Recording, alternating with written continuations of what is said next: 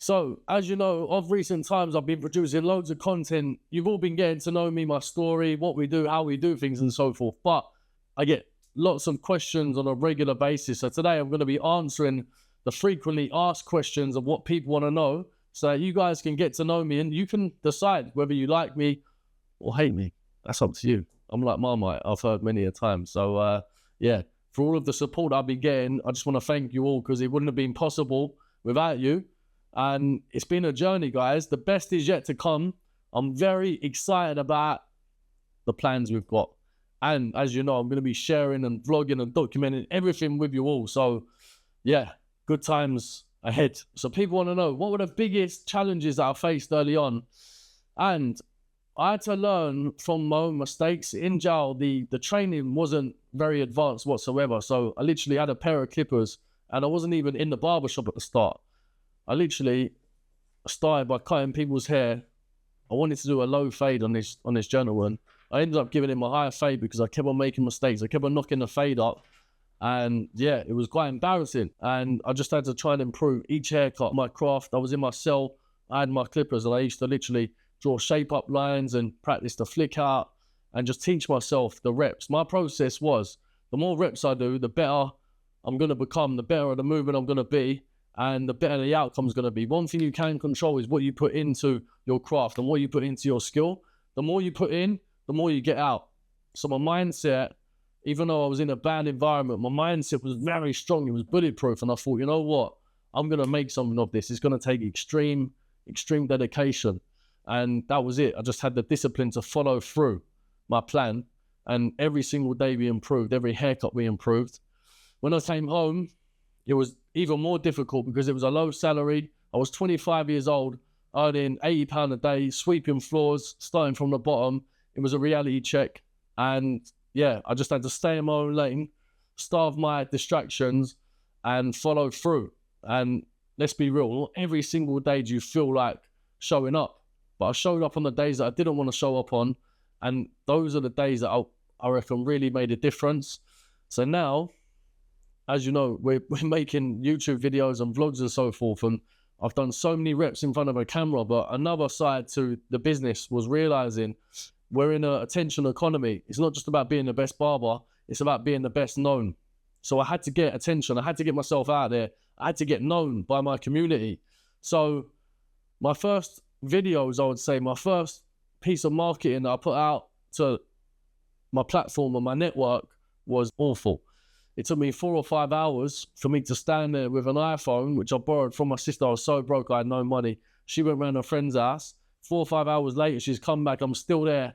Hi, it's Matty Cuts. I'm working from early till late, Monday to Saturday. DM me, and I'll book you in. And it was like shaky. It was bad. You know what I mean?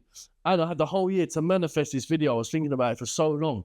I was worrying about everyone's thoughts and opinions. It was a dark place to be in, and I had to overcome that and yeah, essentially work on myself, because you're facing your demons, you're facing putting yourself out there in front of everyone, and there's a possible chance you are going to fail. So I had to take a risk, and it's paid off. If you risk nothing, you are nothing and you have nothing. So that's what it's all about. Take the right risks in life and better yourself, and everything can change. People want to know why I got into barbering, and I'll be honest, when I used to go to school, I used to every morning get some gel in my hands, spike my hair up. This is when I was coming up. That was the era I was in. Sometimes you'd even gel your hair down at the front and spike it at the back. I just enjoyed looking good. I liked looking sharp from a young age. I was always into the films, and I always looked up to people that presented themselves well, shall I say. I went to secondary school. As you know, I started hustling. A good friend of mine, he got into a barber shop.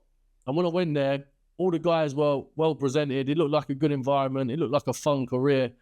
And I looked at it for the first time. I thought, you know what? This looks like a bit of me. In class, I was always called the chatty guy in the class. I was always winding people up and having a laugh. And I thought, barbering seems like a positive place for me to get my teeth into. So that was it. I worked as an apprentice for 2 years. As I said, because I've got a bubbly personality and I liked presenting myself well, I just thought, why don't I try and improve other people's appearance? Unfortunately, the environment I was working in, it took the fun out of what I was doing. So I took a break from barbering for 7 years. And then, believe it or not, the first time I cut hair again was in prison. I heard the clippers go off. And that's when I blagged my way into convincing people that I could cut their hair. And that was it.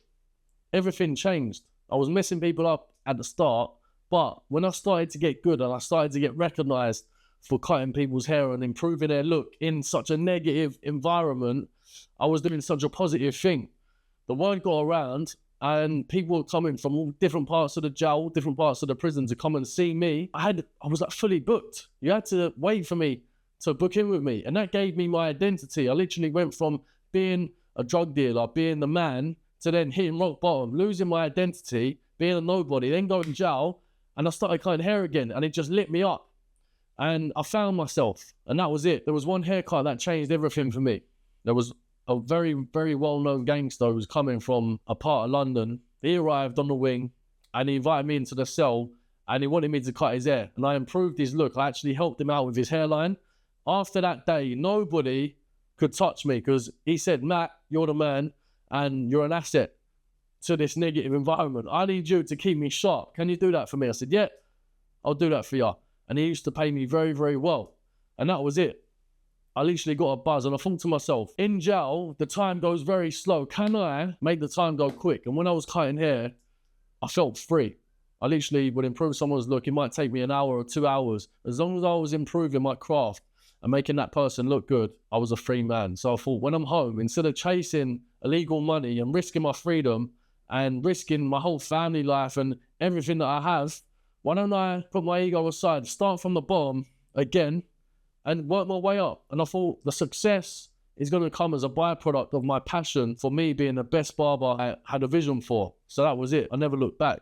And here we are. As you know, Matty Cuts. This is what we do. This is the life I live. And yeah, that's the story, people. Was there a moment when everything clicked for me? And I would say, yeah, of recent times, I realized that in business, you get paid for the problems that we solve. Can you alleviate pain from your clientele?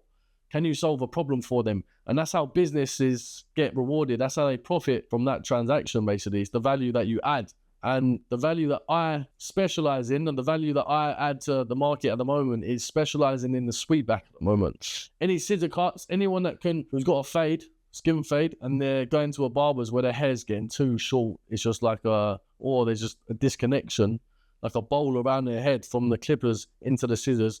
That's when I come along. I solve that problem for people, give them a style where their hair will just grow out into a new style that they've never been able to achieve anywhere else. And that's when I realized this is it. We can start driving our prices up very high, because if people are looking to solve this problem, I'm the man that can solve it. And that's a rare commodity. And now it's about being the best known of the market you're in and solving that problem and pushing that narrative in front of everybody so you're easily accessible.